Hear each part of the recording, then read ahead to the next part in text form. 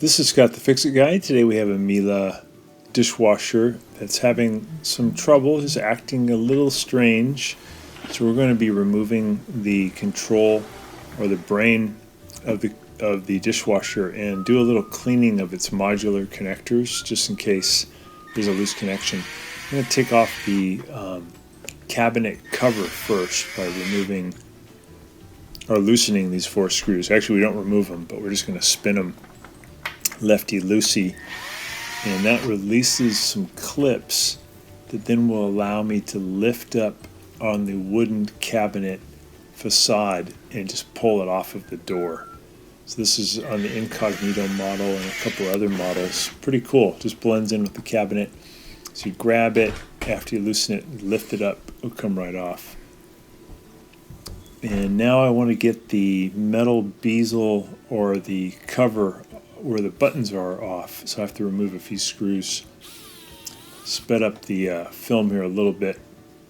So these just top peripheral screws that were covered by the wooden cabinet are now exposed. We can remove those. And these are a little shorter than most of the screws, so we want to kind of keep them separate. And we're going to lift up on this metal bezel, just gradually, take your time, and we're going to gently remove it. We don't want to bend it. Kind of wiggle it, lift. Got that off. Okay. And we're going to remove some screws here on the back.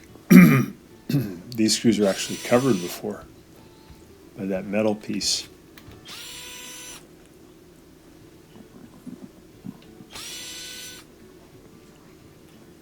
A couple of these are a little longer than the others, so you just want to keep them separate. I'm going to remove this little center one on the door lock, and there's 2 on the sides. These are holding the brain or the controller into the door.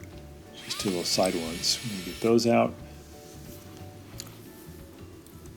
Then you could, at that point, a couple more little short ones, you could pull the controller out slightly, but to really get to it, you've got to do a little bit more disassembly. This is the controller, pretty big unit. So we're going to remove some short ones here on the inside sides of the door, and these are holding the 2 halves of the door together. So we're going to get those off too. And that's just so we can get to the controller a little bit easier. This one just had weird problems, like the door, or when you move the door in and out, sometimes the power button would go on, sometimes it wouldn't go on. It was just kind of acting weird. So I got a feeling there's a loose or bad connection with the wire modules that connect to the brain or the controller. So we're just going to clean those and remove them and then put them back. Sometimes you get some corrosion or a loose connection. So I'm separating those 2 halves now. It just makes it easier for me to get the controller out. Just take your time here. Sometimes it's a little stuck. There's some insulation material that is sticky, kind of sticks the 2 ends together, 2 halves. So we got this 1 half taken off, and we have this insulation material now on the door. And here's the door lock. I'm going to take the door lock out, and I'm going to check its connection. So here's the controller, and you can see behind it and below it there's a series of wires that connect to it.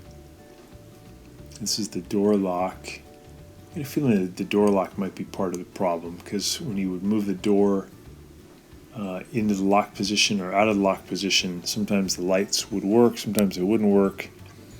So there might be a bad connection between the door lock and its connector. I'm also going to use my multi-tester just to test the door lock switch. It has a little micro switch inside, and when the door closes, it's supposed to make a micro switch close a connection. When you open the door, it's supposed to break the connection. So if you want to get off these little modular connectors on the back, you push down on a plastic tab, and you want to wiggle these connectors out. They're not easy to get out. You just take your time. You don't want to force anything, so just wiggle, pull a little bit, it'll come out. So to get the door lock out, there's a little plastic tab you can push off to the side and then pull the bottom of it up and out towards you. There we go. And then there's the modular connector for it that you can just take off. So I'll test out the switch. I like to use my multi-tester. It has a continuity test that's auditory. You can hear it beep when you have a nice connection. That kind of helps. So I set my meter for that. Put my probes on the spade connectors, and then when the door is in the open position, you should not hear anything because there's no continuity. I'm going to spray a little electrical cleaner on the connection.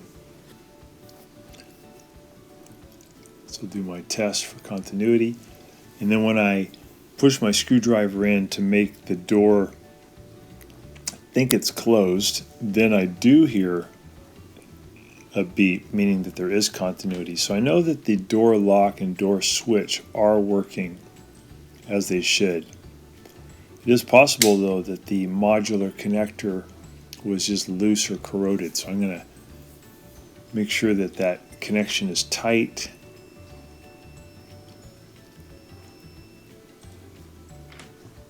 Just doing a little more testing and bending the spade connectors a little bit so that they get a better connection with the plastic modular connector.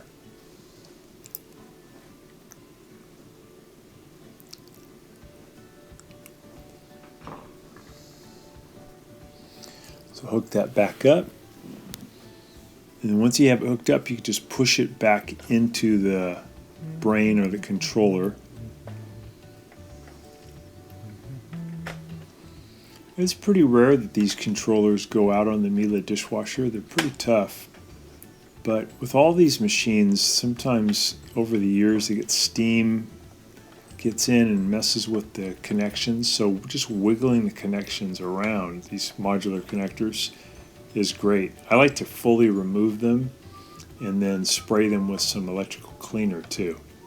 So to remove these, you just push down on a plastic tab and again wiggle them out away from the controller, out the bottom,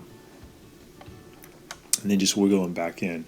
So this actually did cure the problem. I hope this helps you too, and please subscribe to our channel when you get a chance.